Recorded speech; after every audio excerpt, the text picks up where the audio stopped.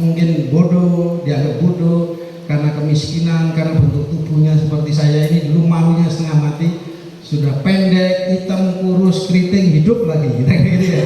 Itu kalau ketemu orang kaya, tinggi, ganteng, saya minder. Saya bilang Tuhan kayaknya kok nggak adil gitu ya. Apalagi kalau sudah lihat iklan, wah ini orang yang ganteng itu badannya tinggi, kekor, mobilnya Jaguar, pakai apa, rokoknya Marlboro, minum susunya Elmen gitu ya. Saya baru-baru minum susu gitu ya, tajin aja kayak gitu ya zaman saya. Lalu saya itu nggak ada yang pas dengan saya, maka saya minder. Tapi setelah saya mengenal Tuhan Yesus, saya baru tahu kita orang yang berharga. Coba perhatikan kanan kiri Anda, nggak ada yang sama dengan kita. Tuhan ciptakan beda. Penduduk di dunia ini berapa miliar, nggak ada yang sama. Berarti kita ini spesial. Maka saya yakin di dalam diri kita Tuhan kasih kelebihan-kelebihan. Nah ini yang harus kita ajarkan kepada anak-anak kita di sekolah minggu supaya dia menjadi orang-orang hebat. Saya pergi ke Papua itu kalau ketemu anak-anak itu diajak ngomong nggak berani tatap matanya. Itu dia menandakan dia minder. Mungkin karena kemiskinan, karena pendidikan, karena masalah orang tuanya gitu ya. Saya dulu pemalu sekali, minder, baru-baru berani ngomong di depan gini gitu ya. Tapi sekarang saya bangga, saya berharga di mata Tuhan ya. Ya adik-adik ya, jangan malu. Kalau sudah dikasih alis tipis ya nikmati saja, tidak usah malu nanti dikerok-kerok kayak kita ini ya. Kerok-kerok digambar lagi, miring lagi gambarnya ya. Itu tandanya dia tidak percaya diri ya, tidak bersyukur. Kalau kamu dikasih rambut keriting, ya bersyukur. Karena di Jakarta sana orang bikin keriting itu bayar 300.000, 3 bulan balik lagi. Anda dikasih keriting seumur hidup, tidak perlu ya. Saya tuh pendek, malu dulu ya, apalagi kalau ngajar sekolah minggu cerita Sakius gitu ya. Kak masak Sakius, ngajar Sakius kata gitu ya. Iya. Tapi saya percaya kalau saya jalan sama Kak Isra, tinggi hujan, lebat, petir nyamber, saya yakin yang disamber Kak Isra dulu, karena dia tinggi kan gitu. Saya pendek aman, ya. Tapi kan nggak boleh sombong juga. Kalau banjir 2 meter, dia baru seleher, saya sudah tenggelam, ya. Jadi ada kelebihan dan kekurangan, ya. Jadi kalau kamu dikasih rambut lurus, ya kamu bersyukur. Orang mau rebonding bayar mahal, 1,5 juta. Jadi 3 bulan balik lagi ya. Iklan di televisi bagaimana mengajar orang yang cantik itu kan rambutnya lurus ya, badannya langsing, samponya pakai sunslick kan gitu, minum susunya WRP gitu kan. Lalu anak-anak Papua tuh keriting semua itu, nggak ada yang sama dia ya. Apa enggak cantik? Padahal anak-anak Papua juga cantik. Maka berikan pujian kepada anak-anak kita, itu akan baik. Anak saya itu berubahnya sembuh hanya dari pujiannya. Pak dapat 1, ya sekarang dapat 2, besok dapat 2. Oh iya ya, yuk kita cari pensil warna, kita warnai jadi bebek. Oh seneng dia, walaupun dapat 2. Coba kalau saya marah, kamu kok goblok nggak kayak kakakmu. Besok dapat 3 pasti disembunyikan. Dia sedang mengajarkan apa? Kebohongan. Ya. Jadi berapapun nilainya saya tetap happy. Ya. Anda tahu suatu hari dia bilang dari pagar, Pak saya dapat 8,1. Wah mujizat ini. Gitu ya. Begitu saya lihat kok salah semua. Oh bukan ini deh, ini 1,8 ini. Jadi dia kebalik bacanya gitu ya. Tapi apa? Dia jujur. Oleh karena itu mari kita dorong anak-anaknya supaya menjadi hebat ya. Dia waktu terima raport tahu dari sekian murid 30 itu ranking 30 gitu ya. Dari 30 murid. Saya panggil, saya duduk, lalu saya senyum-senyum gitu ya. Dia juga happy senyum. Kenapa Pak senyum? Kamu hebat saudara kita. Kenapa Pak ya? Dulu teman bapaknya sekolahnya ranking yang paling bawah itu sekarang pada jadi direktur. Ya, saya lihat kamu kayaknya calon direktur juga gitu ya. Jadi dia bangga kan? Ada kebanggaan ya.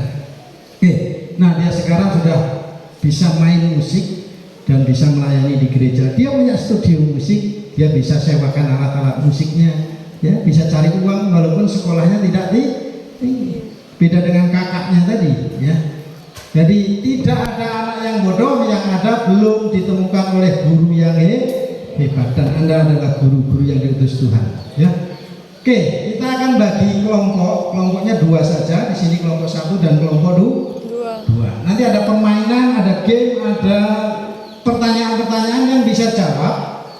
dapat nilai 100 nanti dikumpulkan ya, terakhir nilai yang paling banyak kelompoknya saya akan kasih hadiah buku saya sudah menulis ratusan buku untuk pelayanan anak ya.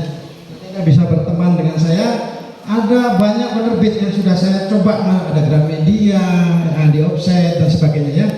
Nah, tapi saya nggak kasih bukunya dalam bentuk fisik, tapi saya kasih dalam bentuk e-book supaya nanti dikirim melalui grup yang menang, lalu dia bisa buka e-booknya ya, gitu ya. Nah, ini ada beberapa buku, 500 alat peraga, nanti juga ada sesi bagaimana kita membuat alat peraga, tapi nggak mungkin bisa 500. Kemarin saya di GPSDI ya, di lantai PAU itu paling 5 alat peraga yang mereka bisa bikinnya. Ada karakter building, ada kunci sukses anak Anda. Oke. Ya. Nah, kalau Kak Esra tadi sebagai wakil direktur ya. Ya, sebagai South Asia juga. Saya di TMC bergabung 2 tahun yang lalu sebagai pembina menggantikan Pak Ahmad Manulang yang meninggal ya. Kemudian saya juga aktif di jaringan pelayanan anak. Saya sudah 7 kali ke Toraja. Bulan lalu kami melayani di Kipait Gandang Batu, kemudian di Gereja Toraja di Getengan, di Londa dan sebagainya. Ya, karena saya ketemu sahabat saya Pak Buklas Tulus Regar dan Daniel itu dulu teman saya di Jakarta ya. Nah, kapan-kapan Anda boleh datang studi banding di kampung sekolah minggu di Kota Batu Malang. Ya, saya bersama teman saya mendirikan namanya Kampung Sekolah Minggu. Di sana ada 18 kelas, dari kelas Janin, Batita, Balita, Madya, Pratama, Tunas, remaja, pemuda sampai Opa-Oma. Ya, jadi ya, kalau Anda datang ke kelas itu ada 18 kelas, gedungnya ada 3 lantai. Ya. Jadi bahkan pertama kali saya diminta mengajar di kelas Janin. Bayangkan ibu, murid sekolah minggunya semua hamil gitu ya. Ada kurang lebih 7 ibu hamil-hamil gitu ya. Lalu saya diminta ngajar gitu ya. Saya pikir ngajar ibunya gampang kan ya. Nggak tahu suruh ngajar apa? Ngajar bayi yang di dalam kandungan gitu. Nah, pernah Anda jadi guru sekolah minggu ngajar bayinya di dalam kandungan ya. Saya cari referensi, cari ayatnya di Alkitab, akhirnya ketemu kisah tentang Elisabeth yang mengandung siapa? Yohanes Pembaptis. Dia ketemu Maria yang sedang mengandung bayi Yesus. Di situ dikatakan apa? Bayi yang di dalam kandungannya melonjak ke kegirangan. Anda bayangkan, masih di dalam kandungan saja dia sudah bisa merasakan sentuhan ilahi ketika dia bertemu dengan Tuhan. Artinya apa? Itu yang muda-muda yang akan menikah, kan hamil. Waktu Anda menghamil, ceritakan firman Tuhan. Setelkan lagu-lagu pujian. Jangan disetelkan lagu Iwak Peyek, Keong Racun, gitu ya. Nanti berbahaya. Jadi, karena apa? Karena anak sudah bisa merasakan sentuhan ya. Siapa yang pernah nonton Superbook? Wah, sudah ya? Nah, ya. Saya ketua tim penulis modul lanjutan kurikulum Superbook untuk modul lanjutan. Kan ada modul 1, 2, 3 ya. Di sana ada modul lanjutan. Nanti mulai ketemu cerita anak aman, Musa dan seterusnya. Nah, saya ketua timnya. Saya belajar banyak bagaimana menyusun cerita di dalam Superbook Indonesia CBN. Nah, saya 1 tahun membantu di sana ya. Nah, dari itu saya mendapatkan pengalaman begini, bahwa di Superbook itu ada 3 bagian. Bagian pertama adalah studi kasus gitu ya. Lalu yang kedua itu belajar tempat arkeologi. Bagian yang ketiga itu menuju satu tokoh namanya Yesus. Jadi kakak-kakak semua ingat, ketika Anda mengajar di sekolah minggu, ingatlah apapun gitu ya. Apapun ceritanya, alat peraganya, pujiannya, harus paling terakhir menuju satu tokoh namanya siapa? Yesus. Dulu kalau saya cerita Daniel itu, wah, anak-anak tertarik sekali. Tapi Yesusnya tidak ada. Mereka ingat siapa? Dan cerita Musa juga hebat. Anak-anak ingat siapa? Musa. Padahal di dalam perjanjian lama, kisah-kisah yang lama semua itu gambaran dari perjanjian baru. Ya. Daniel itu kan dihukum oleh raja siapa? Darius. Raja Darius itu tidak ingin menghukum Daniel sebetulnya. Betul ya? Nah, Yesus juga dihukum oleh Raja Pilatus. Pilatus itu sebenarnya juga dijebak, dia nggak mau menghukum Yesus. Daniel dimasukkan ke dalam gua, Yesus juga dimasukkan dalam gua. Ditutup batu yang besar, tutup 3 hari keluar, 3 hari bangkit. Ketika Daniel keluar banyak orang yang bertobat, Yesus bangkit banyak orang yang Jadi semua cerita perjanjian lama jangan lupa satu tokoh Yesus. Saya pernah pakai alat peraga menarik anak-anak yang duduk memperhatikan dengan baik begitu ya. Saya pikir ini anak yang luar biasa. Setelah selesai saya tanya, tadi kamu memperhatikan dengan tekun baik, tahu ceritanya apa? Enggak Pak, saya tertarik alat peraganya tadi, gimana bikinnya. Padahal tujuan saya pakai alat peraga ini supaya dia mengerti cerita firman Tuhan. Tapi alat peraganya lebih menarik dibandingkan cerita. Berarti saya gak hati-hati. Alat peraga apapun kita gunakan itu adalah jembatan untuk menolong firman Tuhan. Ya, jadi harus ditutup satu tokoh namanya Yesus. Nanti Anda ada banyak cerita-cerita di sini semua itu mengarah kepada Yesus. Misalnya Musa, ya. Musa membebaskan bangsa Israel dan menuju tanah perjanjian. Yesus membebaskan umat manusia dari belenggu dosa. Pada waktu di padang gurun, orang-orang Israel mendapatkan apa? Roti atau mana, supaya tidak mati, ya, mana, ya. Yesus sendiri berkata apa? Akulah roti hidup. Jadi kalau ada cerita perjanjian lama, ingat selalu ditutup dengan Yesus. Nanti kita bisa berteman ya. Saya punya grup galeri sekolah minggu, itu anggotanya ada 12.000 guru sekolah minggu seluruh Indonesia. Mereka bisa share, punya pengalaman, alat peraga, pujian dan sebagainya ya.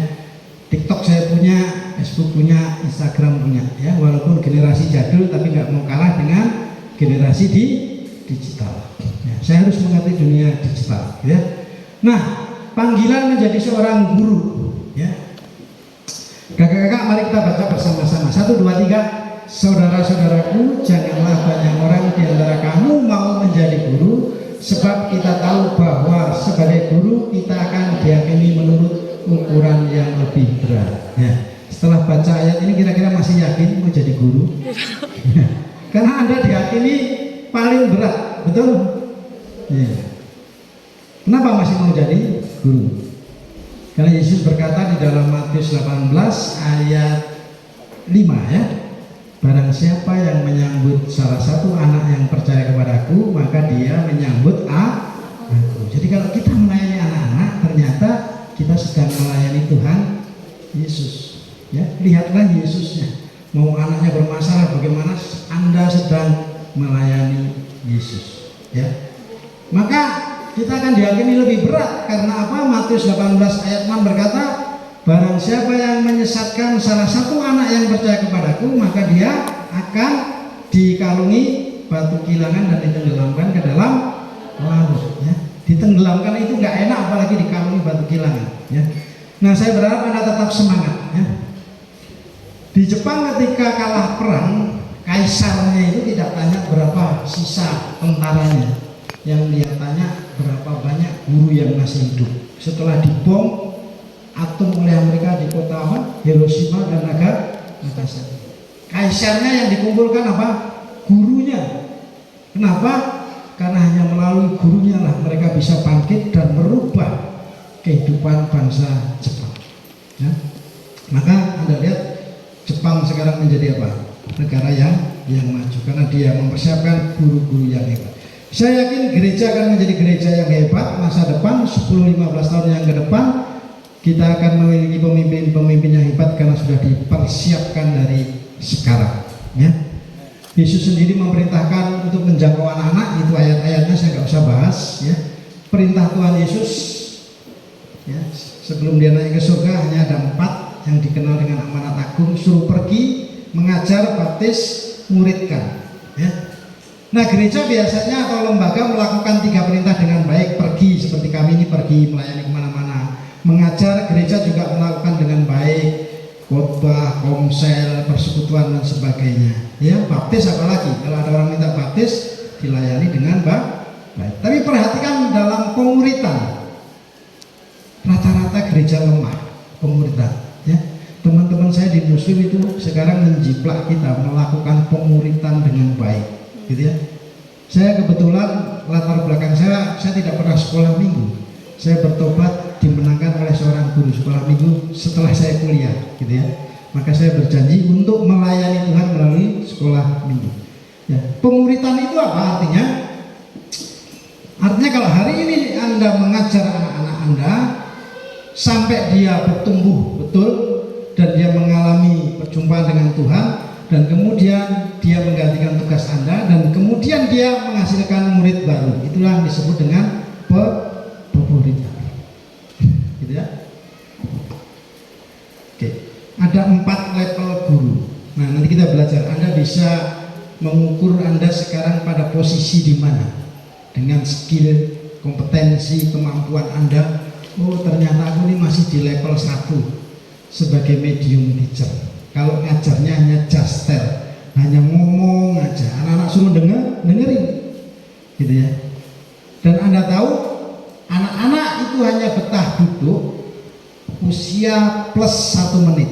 Itu berdasarkan penelitian dari Coachbury College, ya. Jadi kalau Anda mengajar anak usia 10 tahun, itu artinya dia hanya betah duduk berapa? 11 menit. Kalau dia bisa duduk berjam-jam, hanya ada 2 kemungkinan. Gurunya kreatif, menarik, materinya menyenangkan, ya. Dia betah duduk berjam-jam. Atau yang kedua, gurunya sangat galak, ya. Diam, ya. Duduk tapi dia stres, gitu ya. Nah, kalau Anda masih berada di medium teacher, tidak menggunakan alat peraga, ya, anak-anak selalu duduk, suruh dia mendengarkan Anda ngomong terus, Anda harus naikkan menjadi good teacher dengan menjelaskan. Kenapa? Kalau Anda terus berada di justel, Anda akan dilibas oleh teknologi. Sekarang teknologi berkembang dengan pesat menggunakan AI, ya. Sekarang khotbah Pak Pendeta bikin kerangka, judul ketik 2 menit jadi. Ada ChatGPT, ada DeepSeek AI. Sekarang bikin lagu, saya nggak bisa main musik, tapi saya bisa bikin lagu. Nanti saya akan coba nyanyikan bersama-sama, ya. Sekarang ada aplikasi AI namanya Suno AI. Anda tinggal main di promptnya saja. Namanya istilahnya prompt. Prompt itu adalah perintah. Buatkan lagu irama dangdut dengan musik, ya, riang gembira dengan tema kasih. Klik, tunggu 5 menit, keluar lagunya, ya. Anda nanti bisa buka tes langsung di buka Google, buka suno.ai, AI itu singkatan artificial intelligence, kecerdasan buatan. Di sini belum ada, menggunakan AI masih jauh, tapi saya yakin 2-5 tahun ke depan akan hadir di sini. Di Cina, kakak-kakak, kalau Anda pergi naik taksi, Anda tinggal buka HP, klik tujuannya, bayar, nggak lama taksinya datang, Anda masukkan kode, buka pintu, duduk, nggak ada supirnya, dan Anda diantar sampai tujuan dengan selamat, ya. Jadi di Cina taksi sudah tidak menggunakan supir. Anda bayangkan nanti suatu saat Anda naik taksi sampai ke Makassar nggak ada supirnya, kira-kira berani enggak? Gitu ya. Jangan-jangan ini ada hantu, gitu ya. Gitu. Pak supir, saya mau kencing, bablas terus, gitu ya, karena nggak tahu kodenya, ya. Itu bukan niscaya, ini sudah dimulai, ya. Di Cina Anda mau pesan makanan nggak perlu lagi pesan di restoran, di pinggir-pinggir jalan itu sudah banyak foto-foto makanan, mau cari apa, babi panggang, ayam kecap, semua ada situ. Anda tinggal scan HP Anda, tek, gitu ya, bayar, tunggu 5 menit, nanti drone-nya datang, turun, gitu ya. Anda tinggal ambil, drone-nya pulang, ya. Nah, nanti usaha Anda mungkin bisa gitu, ya. Anda bisa pesan kelapa di rantai Pau sana, terus nanti datang drone-nya ke sini, gitu ya. Saya nggak tahu kalau drone datang di sini, jangan-jangan drone-nya dikarungi juga, gitu ya, nggak balik lagi. Karena mentalitas kita belum disiplin, ya. Di Jerman, gereja yang tadinya bertahun-tahun kosong, ketika diumumkan yang khotbah pendeta avatar menggunakan robot AI, tiba-tiba jadi penuh, ya. Bahkan minggu berikutnya sampai antri 3 kilo orang-orang muda datang, ya.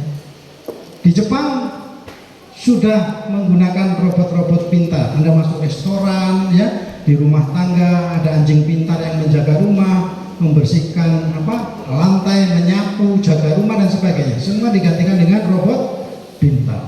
Jangan-jangan 5 tahun ke depan guru sekolah minggu digantikan dengan robot AI. Ya. Ini. Yang ketiga, excellent teacher. Ya, jadi Anda mengajar dengan cara mendemonstrasikan. Ya, nanti kita praktek dari 4 bagian. Lalu yang keempat itu great teacher, menginspirasi anak-anak. Ya. Nah, sebagai guru, kalau Anda mau sampai level di inspire, menginspirasi, Anda harus memahami kebutuhan dasar anak. Ada 4 macam kebutuhan dasar anak: harga diri, disiplin, pengenalan diri, dan penyangkalan diri. Ya, harga diri, banyak anak-anak terutama di daerah dia merasa malu, minder. Nah, kita harus bangkitkan. Jangan takut, jangan minder. Gitu ya. Kalau tubuhmu gemuk, ya kamu bersyukur gara-gara orang gemuk. Tahu nggak, ada pabrik obat pelangsing misalnya gitu ya, sehingga banyak orang diberkati. Jadi dia tidak selalu rendah diri, ya. Harga diri, karena kamu berharga di mata Tuhan. Ya. Kebutuhan disiplin, ya. Sema atau Ulangan 6 ayat 59 itu ajarkanlah berulang-ulang, ya. Berulang-ulang.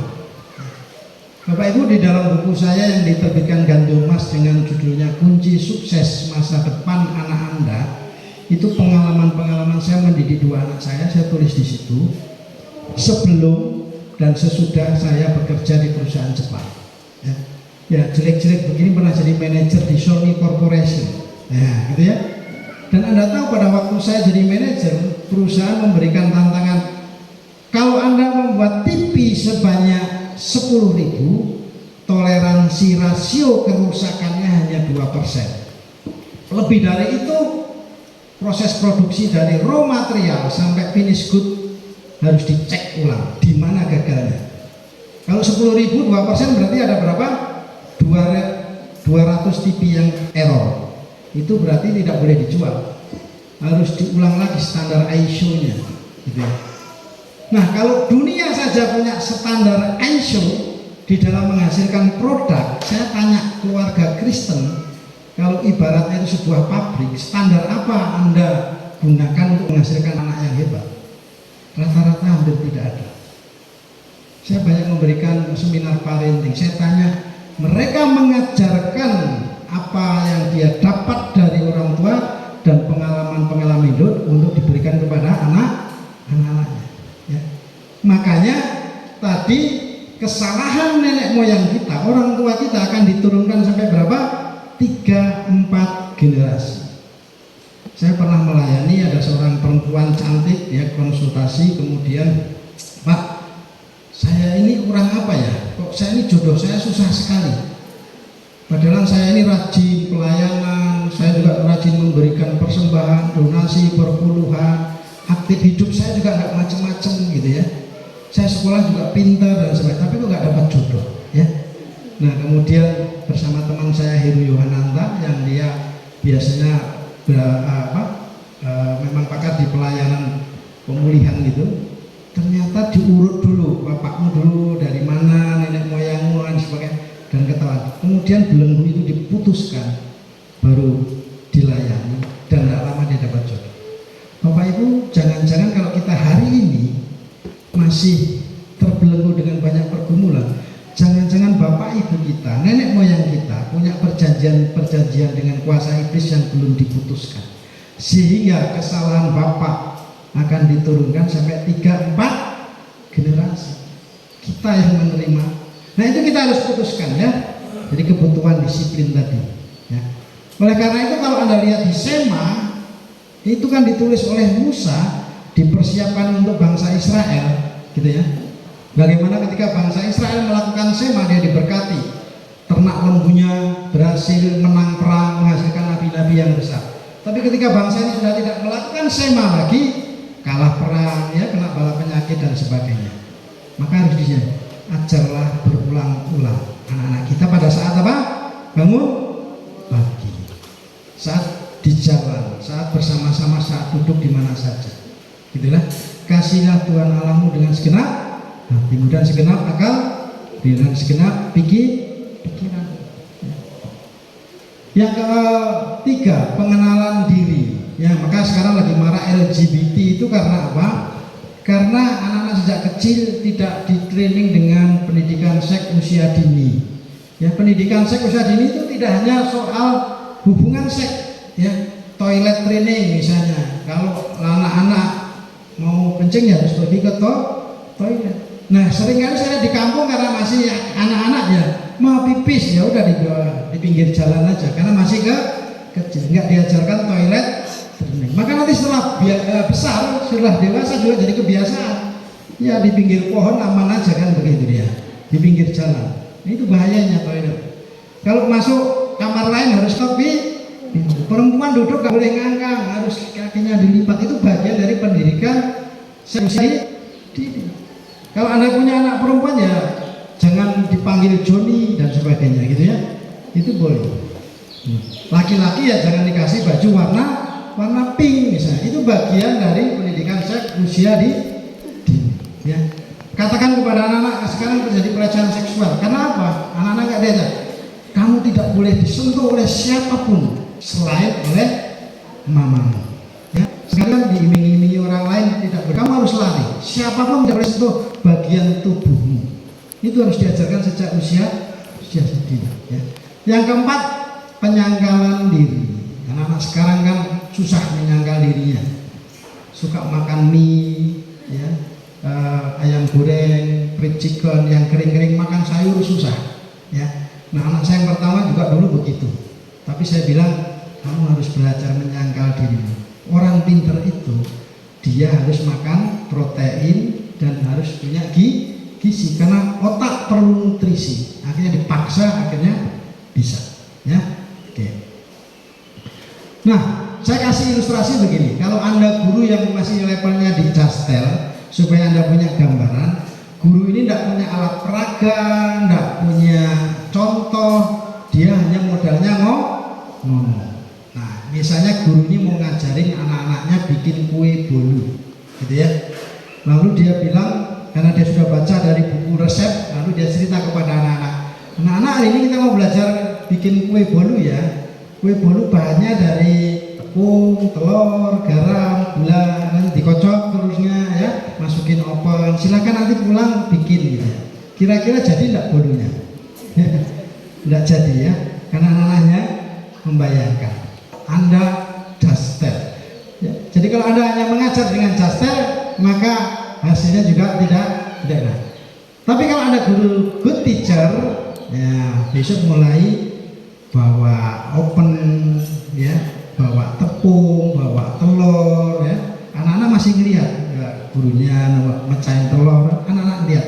Walaupun anak-anaknya belum terlibat, ya. Tapi ini sudah lumayan good teacher, ya. Tapi kalau Anda guru yang excel, ya, anak-anak besok masing-masing bawa telur ya 5, tepungnya setengah kilo, garamnya nih ya. Lalu praktek, anak-anak praktek, gurunya juga praktek. Ayo angkat telurnya, ayo pecah bareng-bareng, tuang di mangkok. Kira-kira hasilnya sama nggak dengan yang Jastel tadi? Pasti beda. Ya. Apalagi kalau Anda guru yang excellent, ya, great teacher. Anak-anak kapan-kapan main ya ke rumah kakak. Kakak punya di sana perlengkapan bikin bolunya lengkap. Ya. Nanti pagi-pagi bangun kita pergi sama-sama ke pasar. Kakak tunjukin tuh di situ yang jualan telurnya bagus, ya tepungnya yang bagus tuh di sini harganya murah.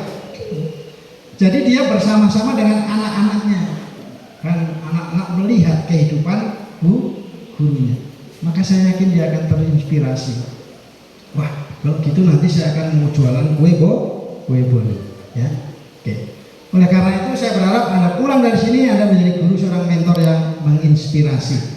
Ada 5 tahapan dari Jastel menjadi guru yang menginspirasi. Kita belajar seperti Tuhan Yesus. Tuhan Yesus juga waktu ngajar pertama dia Jastel. Murid-murid ikut, dia khotbah di atas bukit, dia cerita menggunakan perumpamaan. Tapi tidak selamanya Tuhan Yesus just tell. Dia mulai menjadi good teacher ketika memberikan makanan kepada 5.000 orang. Murid-murid mulai dilibatkan. Murid-murid disuruh membagikan apa? Roti dan ikan. Artinya apa? Guru mulai melibatkan anak-anak. Jadi nanti kalau di sekolah minggu Anda harus lihat ada anak-anak yang punya bakat musik, bisa mengiringi, pimpin doa. Kalau belum bisa ya diajarin, suruh niru kakaknya ya. Tuhan Yesus, terima kasih. Lama-lama nanti dilepas dia sudah bisa berdoa sendiri ya. Tuhan Yesus saja melibatkan murid-muridnya, diberikan kesempatan terlibat untuk pelayanan. Masa kita enggak? Kita mau just tell terus ya. Great teacher ya. Sekarang karena muridnya sudah sering bersama-sama, sudah pinter, sekarang murid-muridnya diutus. Saya yakin Anda kan nggak hidup terus ya, suatu saat juga akan mati juga kan. Maka Anda sudah ada murid-murid Anda akan menggantikan posisi Anda ya. Wah, ini guru sekolah minggu dulu bekas muridnya siapa ya gitu. Oh, Kak Esya gitu ya, misalnya gitu ya. Dan ketika Tuhan Yesus sudah tidak bersama-sama dengan mereka, murid yang melakukan. Lihat, awalnya siapa? Guru yang melakukan, murid melihat. Guru masih melakukan, murid terlibat. Akhirnya apa? Murid yang melakukan, guru melihat. Dan sekarang gurunya sudah tidak ikut terlibat, tetapi murid-murid yang melakukan. Ya, mereka bahkan diutus pergi berdua. Semua orang melihat. Itulah yang dinamakan siklus pemuridan. Berapa lama Anda jadi guru sekolah minggu dan berapa banyak murid yang sudah dihasilkan dari murid yang Anda ajar? Kakak-kakak, saya terinspirasi dari sebuah kisah yang cukup